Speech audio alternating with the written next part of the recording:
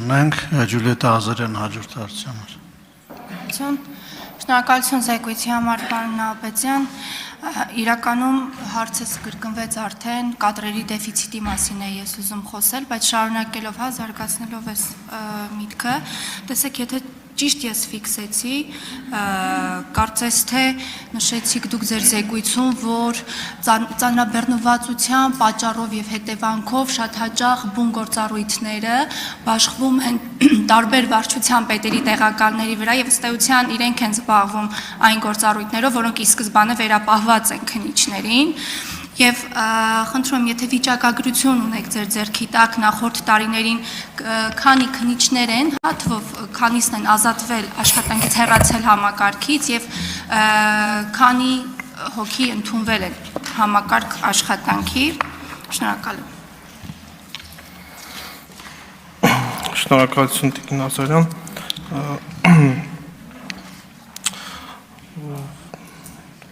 Ընդհանուր կարող եմ որոշակի վիճակագրական տվյալներ ներկայացնել 2023 թվականի ընթացքում քննված վարույթների եւ 22 թվականի ընթացքում քննված վարույթների մասով, օրինակ 23 թվականի ընթացքում, եթե հետ գնանք, ի տարբերություն 22 թվականի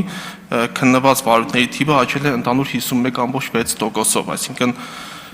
կեսով ավելացել է քննված վարույթների քանակը եւ շարունակաբար նաև ներկայացրեցի ես 23 թվականի համեմատ 24 թվականի վիճակագրական տվյալները, շարունակաբար վարույթների քանակի առումով ունենք աճ։ Ինչ նկատի ունեմ, որ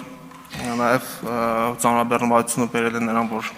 վարչության պետի տեղակալներն են նախաքննություն կատարում։ Սրա մասով նաև ավելացնեմ, որ մենք ունենք ներքին անվտանգության վարչություն, որը կոչված է առաջին հերթին զբաղվել կարգապահական խախտումների քննությամբ, ծառայական քննություններով, սակայն այս ծանրաբեռնվածության աճի պայմաններում նաև ներքին անվտանգության վարչության քննիչներն են ստիպված կատարել նախաքննություն, ինչը չի կարող պատասխանաբար չանդրադառնալ կոմիտեի ընդհանուր գործունեության վրա։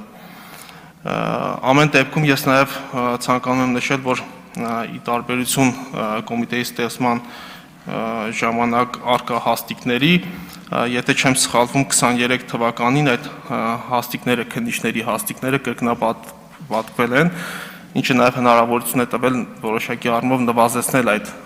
շարունակվող ծանրաբեռնվածությունը եւ եթե մենք համալրենք այս առկա թափուր հաստիկները, մոտ 11 թափուր հաստիկ, կարող եմ ասել, որ համեմատաբար ավելի լավ իրավիճակում կհայտնվենք ծանրաբեռնվածության առումով։ Շնորհակալություն։ Համեցեք արձագանք։ Շնորհակալություն։ Տեսեք, երևի թե նորություն չեմ ասի, որ բարևարկության խողովակով այդ ֆիլտրով անցնելու պարագայում կարող ենք ենթադրել, որ հենց այս կետում մենք խոչընդոտ ենք ունենում եւ հենց այս ֆիլտրով անցնելու դեպքում իհարկե անվիճելի է եւ քննության առարկա չի կարող դառնալ, որ այս համակարգում եւ հենց այս գործառույթները իրականացնելու համար պետք է կարելի ասել ամբից լինեն այս տրամաբանության մեջ, բարևարկությանը քննարկման առարկա չի էլ կարող դառնալ, բայց կարող ենք ենթադրել, որ հենց այստեղ մենք բլոկավորում ենք ունենում այս տրամաբանության մեջ, այսինքն հենց այս կետում բարևարկությունը ստուգելիս նաև կարող ենք հղում տալ կրթության պակասի բացակայության, դեֆիցիտի արդյունք է, բայց հիմնական իմ տպավորությամբ հիմնական խոչընդոտը առաջանում է հենց այն փուլում, երբ մենք բարևարկությունը դնում ենք այդ խողովակի ներքո։ Այո, իրականում բարևարկության ստուգումը շատ դեպքերում անձանց համար հանդիսանում է խոչընդոտ, որպեսզի իրենք դիմեն, մտավախություն ունենալով, որ կարող է այդ բարևարկության բացասական եզրակացությունը իրենց մասով կա կոռուպցիայի կանխարգելման հանձնաժողովից, սակայն նշեմ, որ ներկայում նաև մյուս իրավապահ մարմիններում է ինքնավար պաշտոնների նշանակման համար մեծամասամբ դարձել բարևարկության եզրակացությունը պարտադիր, այսինքն անձինք պարտադիր պետք է անցնեն բարևարկության ֆիլտրով, որպեսզի նշանակվեն պաշտոնի։ Այլ է հարցը, որ հակակոռուպցիոն կոմիտեն ավելի մեծ ուշադրություն է դարձնում այդ բարևարկության